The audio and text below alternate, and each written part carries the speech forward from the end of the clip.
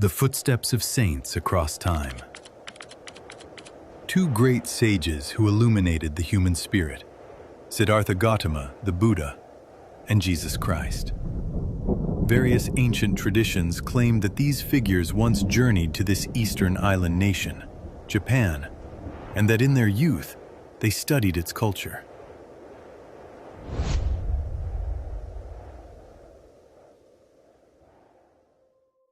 Now let us move upstream along the great river called history. Beyond the established theories taught in textbooks, there may be carved the vast footprints of humanity itself. The Common Era serves as a global yardstick of time. Yet from another perspective, the world keeps entirely different calendars. The Buddhist calendar counts 2,500 years since the Buddha's passing. Japan's imperial calendar marks more than 2,600 years since the enthronement of Emperor Jimmu. At the knot where these different systems of time intersect, strange and compelling traditions begin to breathe. The era symbolized in Japan by Emperor Jimmu, the dawn of the Yayoi period, shares archetypal echoes with other cultures. Alexander of Macedon, the youthful conqueror who advanced eastward. Skanda of the Mahabharata, divine warrior and vanquisher of demons. Neja of Chinese mythology, a child hero bearing divine blood. Each embodies the heroic type, a young, god-descended conqueror who defeats dark forces and marches toward the rising sun. When we consider these shared mythic patterns, might they preserve distant memories of events that occurred during Japan's transition from the Jomon to the Yayoi age? During the period known as the Jomon transgression, rising sea levels reshaped coastlines and forced migration. One speculative vision suggests that Jomon peoples traveled in reed boats that would not sink, sharing culture across vast oceanic networks. Later, as waters receded, they returned to their ancestral lands. Around the world, history tells of civilizations that suddenly appeared and others that just as suddenly vanished. Could traces of the Jomon lineage lie hidden within these mysteries? Once more, we return to the two sages who illuminated humanity's inner light, the Buddha and Jesus Christ.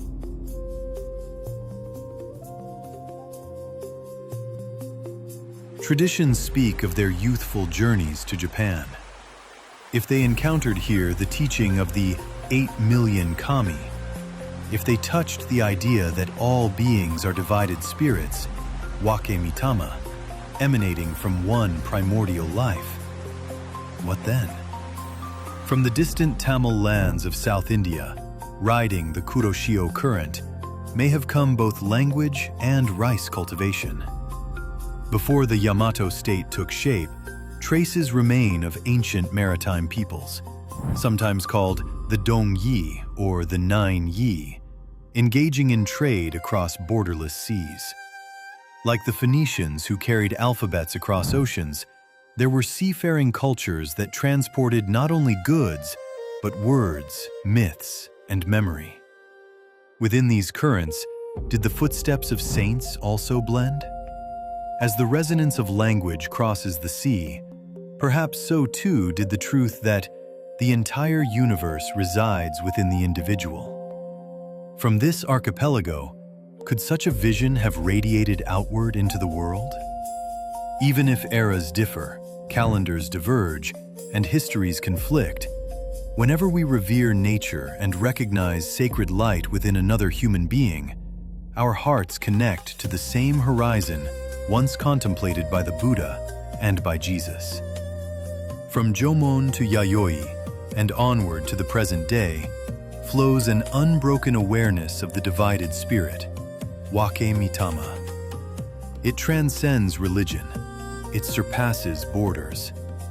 It is the grand symphony of a single living earth. In those distant memories, what will we find? Perhaps the wind of this land still carries the breath of sacred souls who journeyed across time, and across the sea.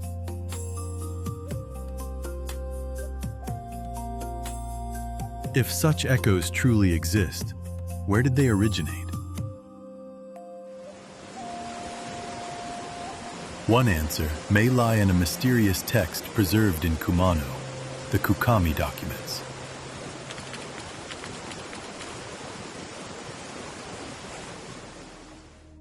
The Kukami Documents and the mystery of the Ugaya dynasty.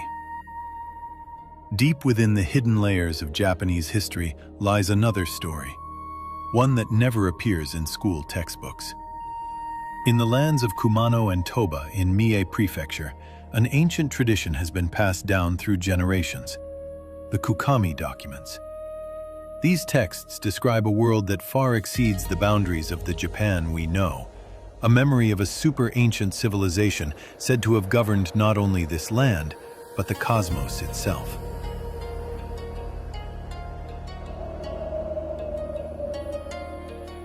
The world depicted in these documents is filled with astonishing alternative narratives. According to them, long before Emperor Jimmu, there existed a vast royal lineage that endured for 72 generations. Its name was the Ugaya Fukiaezu dynasty. In Japan's classical chronicles, Ugaya Fukiaezu appears merely as the father of Emperor Jimmu, a single divine figure. But within the Kukami documents, Ugaya is not an individual. It is an entire dynasty, said to have spanned tens of thousands of years. Even more astonishing is the scope of its rule. During the age of the Ugaya dynasty, descendants of the Japanese gods are said to have journeyed across the world. In these accounts, even figures such as the Buddha and Christ are described as descendants of a divine lineage branching from Japanese deities like Susanoo and the heavenly gods. They were sent forth from Japan to distant lands, teachers dispatched to spread wisdom abroad. This bold assertion presents Japan not as a peripheral civilization, but as the original spiritual center, the main house of world civilization. The genealogies recorded in the Kukami documents go even further. The texts describe distant lands using symbolic names such as Shirahito Ne Koku and Kurohito Ne Koku, poetic root lands whose precise meanings remain debated among researchers. Rather than modern geographical labels, these appear to function as mythic designations for regions far beyond Japan's shores. Within this symbolic geography, the narrative expands dramatically. Emperor Izanagi is said to have descended to Shirahito Ne Koku, where he established a civilization sometimes later associated by interpreters with regions of Egypt, the Near East, and even ancient Italy. The lineage of Emperor Tsukuyomi is described as flourishing in Kurohito Ne Koku, which later commentators have connected symbolically with India. From this line, the texts claim, emerged Shaka, the Buddha. The descendants of Emperor Susanoo are said to have prospered again in Shirahito Ne Koku. Within this tradition appears a figure called Noah no Oshiwake, a name that some later readers associate with the biblical Noah. From the same sacred lineage, the names Moses and Jesus are also said to arise. They do not only describe genealogies, they also assign dates. According to certain interpretations, these events are placed approximately 12,000 years ago. Intriguingly, this time frame corresponds to a period known in modern research as the Younger Dryas, a dramatic climatic episode near the end of the last ice age. Around this time, rapid warming, glacial melting, and rising sea levels are believed to have triggered widespread flooding across various regions of the world. Some scientists also theorize that abrupt climate shifts may have followed, bringing renewed cold conditions in certain areas. Whether coincidence or convergence, it is striking that flood narratives appear across many civilizations, from the story of Noah in the Hebrew Bible to Mesopotamian epics to traditions preserved in Asia. The Kukami documents, in their own symbolic language, seem to situate their sacred genealogies within this same deep horizon of memory. Another passage speaks of Emperor Okuninushi, also known as the Izumo Emperor, described as being born in Shirahito Ne Koku, journeying through Kurohito Ne Koku, and ultimately returning to the Japanese archipelago. It is important to note that mainstream historians do not accept these genealogies as literal political history. Rather, they are preserved within Japan's alternative sacred traditions. Whether understood as myth, memory, or metaphor, these accounts attempt something extraordinary. They portray the gods of Japan not as isolated deities confined to one island, but as ancestral forces moving across continents, weaving civilizations together through migration, mythic memory, and spiritual imagination. In this worldview, Japan is not peripheral. It is a spiritual crossroads, a place where the threads of humanity converge. Interestingly, regional traditions in Izumo speak of a people known as the Kunato tribe, said to have arrived in Japan around 4,000 years ago. When we examine the climatic history of that period, we encounter what modern researchers call the 4.2 kiloyear event, a significant episode of abrupt cooling and aridification. Around 2200 BCE, large parts of the northern hemisphere experienced prolonged droughts. In regions such as Mesopotamia, Egypt, and parts of the Indus Valley, agricultural systems were severely disrupted.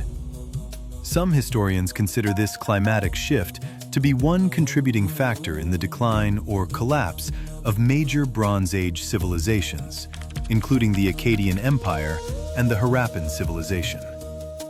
Glaciers expanded in certain regions. Monsoon systems weakened. Food shortages likely intensified social instability. Under such pressures, migration would not have been unthinkable. While direct connections cannot be proven, it is within this broader environmental context that the Izumo traditions place the arrival of new peoples upon the Japanese archipelago.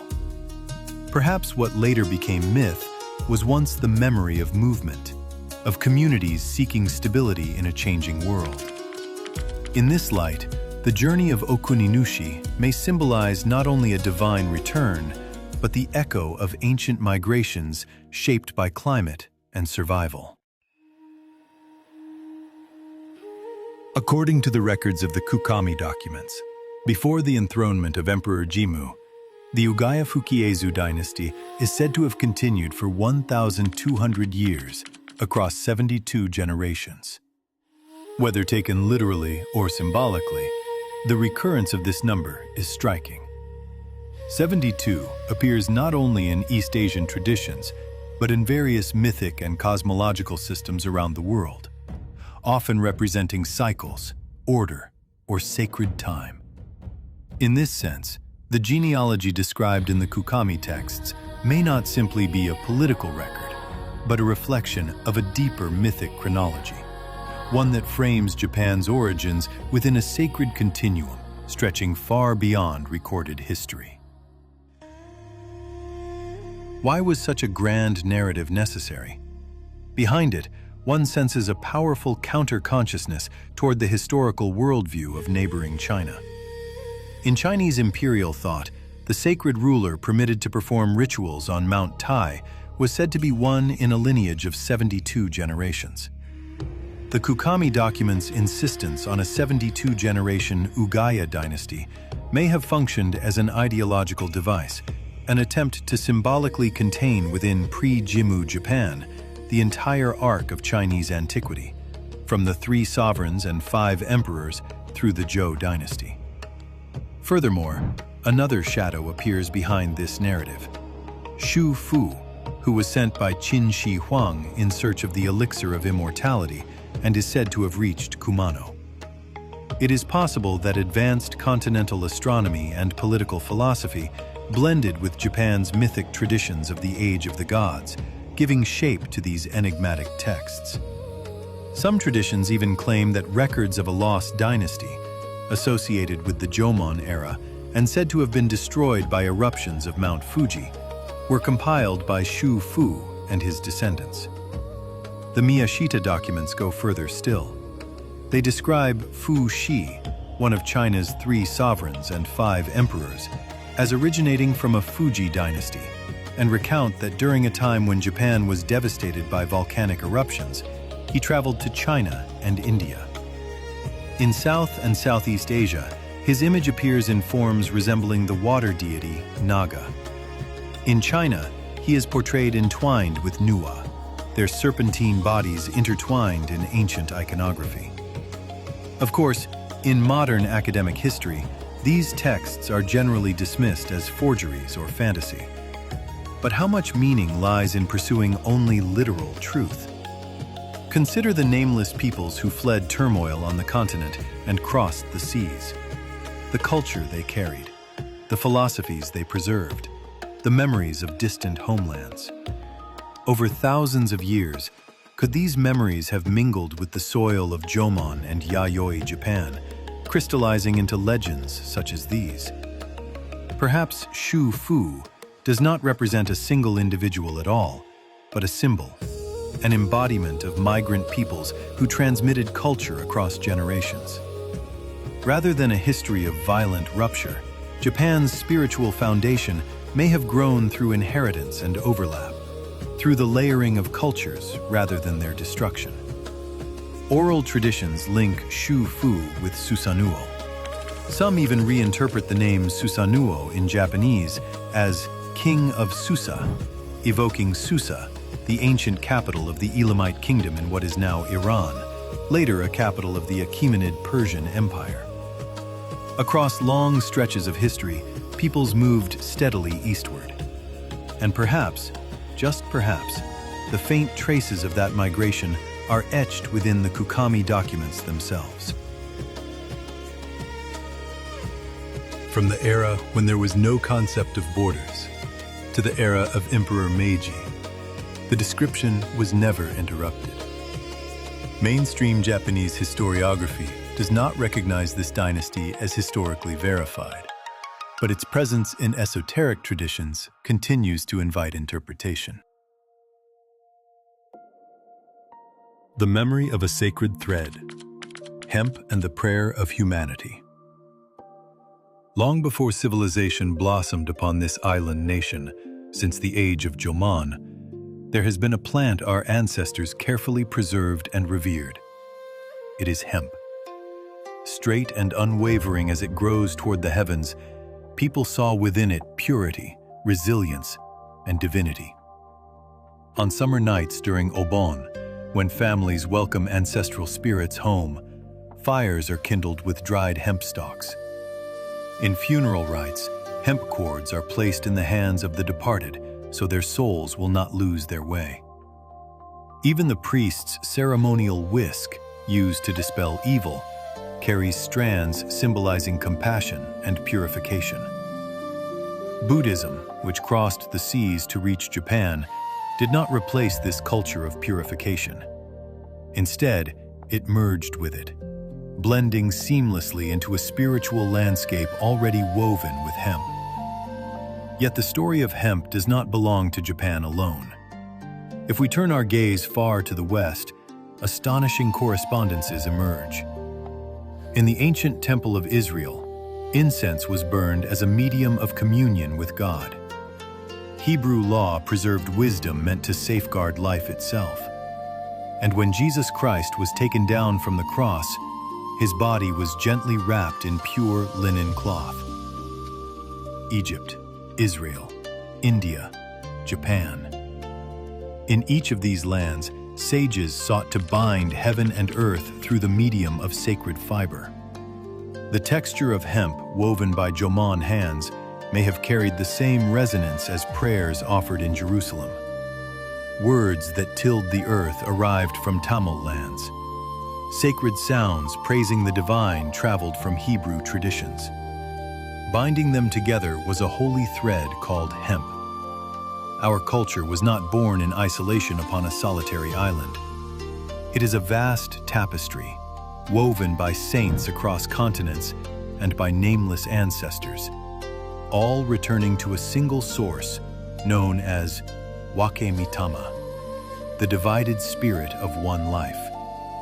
In the wind that brushes your skin now, in the wildflowers blooming at your feet, the prayers of traveling sages and Jomon ancestors still quietly breathe.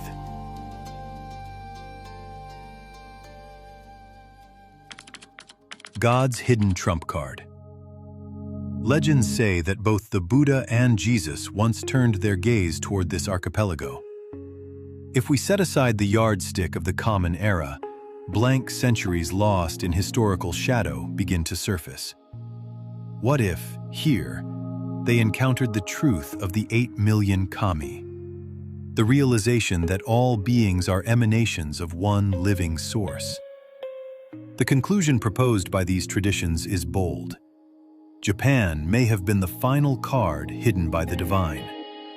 When civilizations collapse, when humanity loses its way, a blueprint for reconnecting with the origin remains preserved here. Not always visible, never fully erased. Japan was not isolated. Rather, it may have carried a quiet role while remaining deeply connected to the world. Why was this nation able to safeguard what might be called the architectural blueprint of global wisdom? The answer may lie in the rare quality of learning cultivated here. In eras when knowledge elsewhere was monopolized by privileged elites, the towns of Edo were filled with terracotta, community schools where commoners freely took up the brush. Reading, writing, abacus calculation. These were not merely practical skills. They were disciplines, paths of self-cultivation and virtue. Then came the upheaval of the Meiji era. Rather than being swallowed by Western powers, Japan translated foreign knowledge into its own language, absorbing it into its own cultural body. Wakon Yosai, Japanese spirit, Western technique. Anchoring itself in ancient spirituality while clothing itself in modern science. Because the principles of the universe could be expressed in its own tongue, the deep philosophies of ancient Shinto were carried forward, quietly, continuously, into the modern age. The sages of the world may have sought a land where their profound teachings could be understood and received. A people endowed with intellectual curiosity and spiritual sensitivity. Here, the light of education crystallized. Even as indigenous memories fade across the globe, fragments of ancient teachings may remain etched in the most unexpected places. The prayers of world-traveling saints and of Jomon ancestors may now be stirring quietly within you. Through the internet, scattered points connect, revealing local traditions across Japan. They suggest that this land was once truly connected to distant corners of the world. Beyond debates of authenticity or fabrication lies the romance of history. Through the window of ancient records, we may be glimpsing the landscape of nations once envisioned by the gods themselves.